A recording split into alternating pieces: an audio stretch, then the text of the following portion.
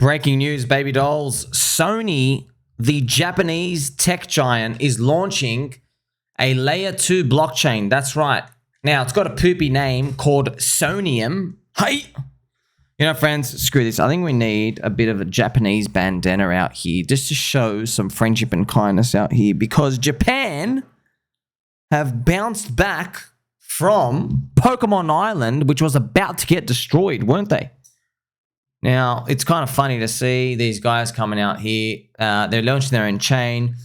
It's an actual Ethereum Layer 2 chain. And yeah, I know the name sucks. It's called Sonium.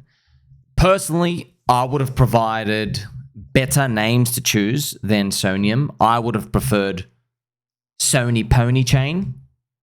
I think that's way better. It is a Layer 2 chain for Ethereum, connects to Ethereum. It is an optimism stack, which just means it's another fork of basically one of the tech stuff that they allow everyone to build on. Now, it's kind of funny. This news has come out today. This is actually very big. So why is it big? You go, well, screw Sony. Look, man, just chill out. It's about the mindshare of crypto being forward-thinking, forward-looking technology. Sony Pony have obviously been unable to fade crypto, and they've just hopped on board.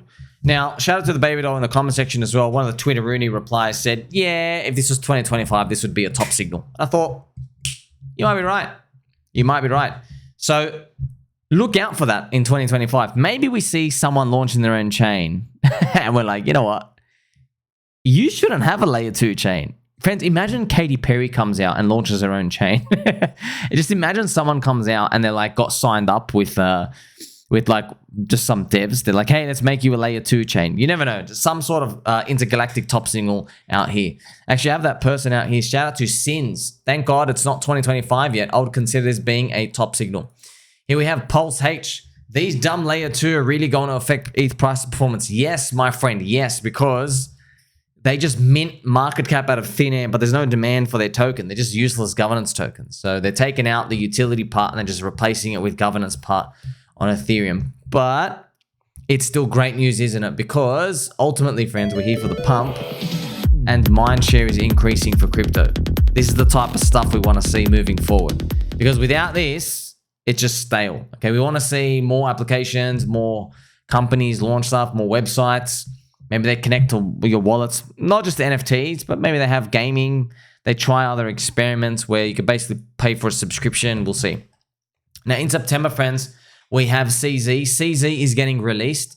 If you've seen the data tables, September is usually a horrific month for crypto. August is one of the worst months. We've just had that.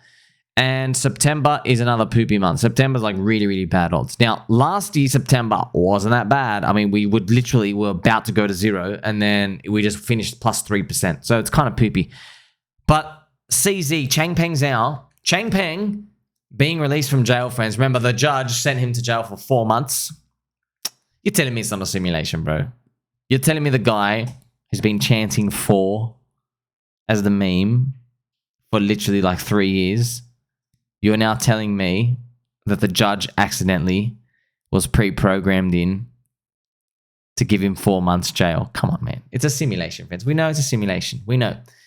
And I've been in markets long enough to know one thing, friends. CZ getting released from jail is one of the most powerful fundamental news you can get in order to make September an actual green month for crypto. I know this makes no sense to outside people. They're like, I don't see, where's the cash flow?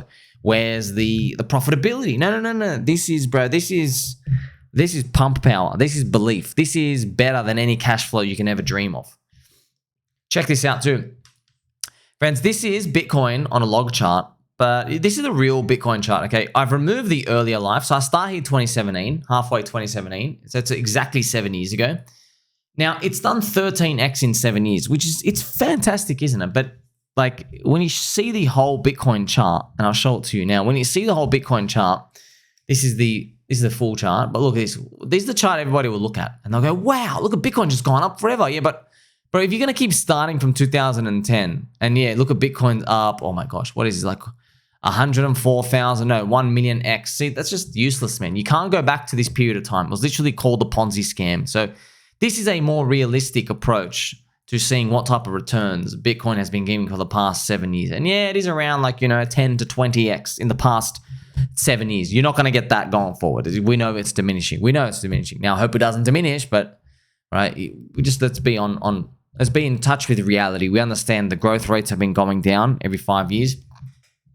They started at 420%. I know these off by heart, right? So if you go down here, so pretty much, friends, if you bought Bitcoin, let's the 5-year holding periods, right? If you bought Bitcoin here, you held for 5 years, you've got a 420% return per year. You get 5x every year compounded, yeah? And then if you go forward again, you buy it from here, you only get a 72% return. So it's kind of funny when you look at them like that. And so I can actually show you, friends, how like absolutely big the difference is when it comes to these. So that's 420%, and you get it here. This year, I think, was like 75%. And then if you get it again 5 years later, so it's around here. If you get it around here, you have 44%. You see that, friends? See your 5-year growth rate, right? If you're holding for 5 years, see how poopy that is? That's poop, right? So Michael Saylor, when Michael Saylor has $49 million Bitcoin, he's assuming this 44%, he's assuming you're going to get it again, right? Which I think is like, you're smoking a bit of crack there, man. Remember, friends, I dropped this down to 35% over here for the next 5 years. And then I ended up dropping it. I think if you go forward again to around here, you drop it to like 15%-ish. I forgot what it was, 35, 25, 15. I did it pretty conservative. You still end up on 1.2 million Bitcoin and around this period. So it'll be like, if you actually draw it out, it literally is, friends, I'm not joking, it is going like around like this. And around this 2032, you end up like somewhere like, yeah, around there. That's about 1.2. It ends up looking like that, which is kind of funny. I hope it happens, man. I hope we don't get this long, drawn-out period with these commodity cycles. But ultimately, you're here for the altcoins, man. You're here for the proper growth. Altcoins are growing faster than Bitcoin. Insane volatility, though. And which altcoins? Of course, that's another question itself. Now, following on the back of my previous video, I made a whole video telling you about Bitcoin Maxis are now like literally cursed. Max Kaiser saying all religions go to zero against Bitcoin. Pretty much coming from the perspective of, we are the best religion in the world. You're all useless now. It's very pompous, arrogant, man. I don't know why he did that. But hey, Hex curse lifting, Bitcoin curse putting it in. But yeah, time for the alt season, right? It really is time, mathematically programmed in. Just to let you know as well, friends, remember, Bitcoin, why does Bitcoin go up? It's because of blind faith. It's just faith. It's a meme. He goes, I believe it's going to keep going up because I think that, it's what everyone's saying, I think that when they print money, liquidity will flow into the bids of Bitcoin and it will find itself there, and then people will believe that they don't need to take it out. That's why Bitcoin goes up. It's literally just belief. There's no mathematical guarantee. It's not a Newtonian law of physics or anything, okay? It isn't.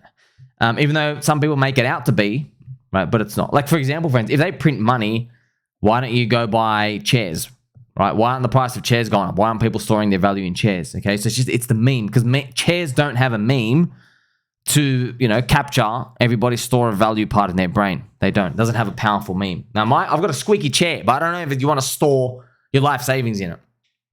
Now, when you're coming after world religions, I can only think of such epic curse that's coming now. It might be topping out this Bitcoin dominance.